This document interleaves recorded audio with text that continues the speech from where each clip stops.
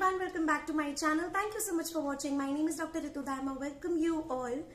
आज की ये वीडियो है ऑर्गन ऑफ मेडिसिन के आगे के अफोरिज्म्स के बारे में। और जैसे कि आप जानते हैं, जो लास्ट वीडियो थी उसमें हमने बात की थी 97 अफोरिज्म तक, जिसमें कि हमने बात की थी इंडोलेंट पेशेंट्स के बारे में। आई रियली होप आपको ये वीडियो पसंद आई हो और उस वीडियो से आपको कुछ शॉर्ट नोट्स आपके प्रिपेयर हो गए हो। और आज हम बात करेंगे बहुत ही दो सिंपल अफोरिज्म्स के बारे में, विच इज 98 एंड 99। 98 अफोरिज्म हमें बताता है कि ट्रूथफुल पिक्चर ऑफ डिजीज कैसे बनाई जाती है। जब हमने ये सब कुछ सीख लिया तो उसके बाद हमारी एक ट्रू पिक्चर कैसे बनेगी। और 99 अफोरिज्म हमें बताता है कि अक्यूट डिजीजेज में किस तरह से केस टेकिंग की जाती है, कैसे इंक्वायर किया जाता है। अगर आपको ये वीडियो पसंद आए तो please do hit the like button, subscribe to my channel if you haven't subscribed it till yet. Please do press the bell icon for further notification and comment below कि आपको ये वीडियो कैसी लगी।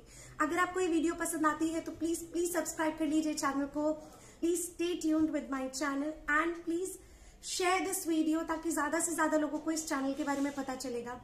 Without further ado let's get started. 98th aphorism हमें simply ये बताता है कि क्रॉनिक जो डिजीजेस हैं उनके हमने जब केसेस लिए तो उनमें जब मेडिसिन सिलेक्ट करते हैं वो इतना भी सिंपल नहीं है, क्योंकि कई बार क्या होता है कुछ स्टेटमेंट्स गलत भी हो जाती है या फिर मिक्स भी होती है। तो इस तरह की स्टेटमेंट्स के बेसिस पर जब हम मेडिसिन सिलेक्ट करते हैं तो थोड़ी ऊपर नीचे गलती हो जाती है। तो एक ट्रूथफुल पिक्चर के लिए हमें पेशेंस रखने की जरूरत है। अगर हम सोचे कि हमारे क्रॉनिक केसेस की केस टेकिंग एक ही बार में पूरी हो जाए तो ऐसा कभी नहीं हो सकता। हमेशा जब भी आप पेशेंट देखें उस पूरी केस टेकिंग को वापस रिवाइज करें और वापस बहुत सारी इंपॉर्टेंट चीजें पेशेंट से पूछें। ये मैं क्यों कह रही हूँ, क्योंकि हर बार आप पेशेंट से मिलते हैं और हर बार आपको कुछ नया देखने मिलता है, आपको कुछ नई बात पता चलती है। और धीरे धीरे जब पेशेंट आपके साथ फ्रैंक होने लगते हैं, आपकी एक अच्छी रैपो डेवलप हो जाती है तो और बहुत सारी चीजें ऐड होती हैं।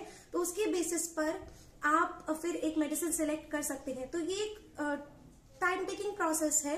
आप कुछ प्रिस्क्राइब जरूर कीजिए फर्स्ट टाइम पर। ऐसा मैं नहीं कहूंगी कि प्रिस्क्रिप्शन नहीं करना है, जितना समझ आता है उसके बेसिस पर प्रिस्क्राइब करना है। लेकिन जैसे जैसे आपको बहुत सारी चीजें ऐड हो रही हैं, पेशेंट से बहुत कुछ पता चल रहा है, तो उनके बेसिस पर उसको ऐड करना और उसको फिर सिमिलिमम सिलेक्ट करने के लिए इस्तेमाल करना is very important. Now, as certainly as we should listen particularly to the patient's description of his suffering and sensation, तो जैसे ही हम सारी चीजें पेशेंट की sensations and suffering सुनते हैं and attach credence especially to his own expression, और हम एक credence attach कर देते हैं। credence मतलब विश्वास, belief। हमने acceptance attach कर दिया कि जो भी पेशेंट ने हमें बताया वो उस पर हमें विश्वास है, वो बिल्कुल करेक्ट है। Specially to his own expression, जो भी उसने पेशेंट ने खुद बताया, स्पेशली उस चीज को हम बिलीव कर लेते हैं, मान लेते हैं। पर डॉक्टर हानीमैन हमें यहाँ क्या बताते हैं, wherewith he endeavors to make us understand his ailments, जितना कि वो कोशिश करता है अपनी सारी प्रॉब्लम्स को हमें बताने की।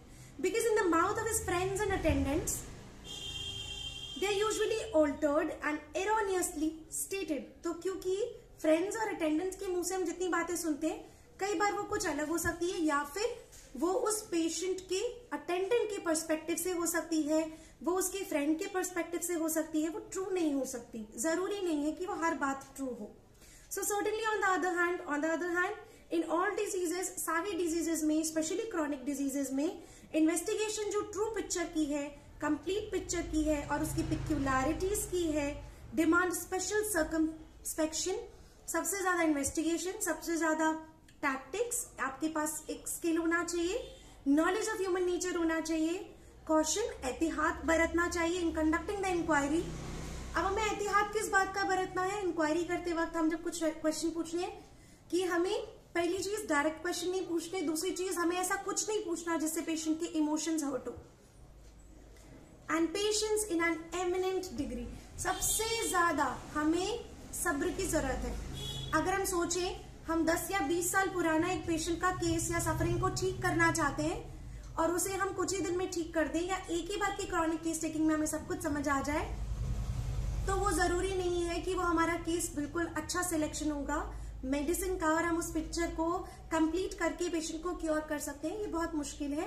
बिकॉज एक ही विजिट में पेशेंट आपके साथ सब कुछ शेयर करने को तैयार नहीं होता, और हर एक बात जो हमें कंप्लीट पिक्चर बनाने के लिए चाहिए वो है पेशेंट की स्टेटमेंट। जो वो कहते हैं वो सब हमें मान के चलना है। फ्रेंड्स एंड अटेंडेंट्स कुछ कुछ स्टेटमेंट्स देते हैं जिनमें कुछ एरर हो सकते हैं। अब हम बात करते हैं 99 अफोरिज्म के बारे में।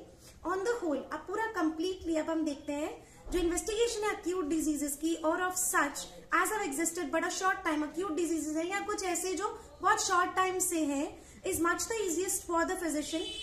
फिजिशियन के लिए बहुत ज्यादा इजी होते हैं। क्यों इजी होते हैं?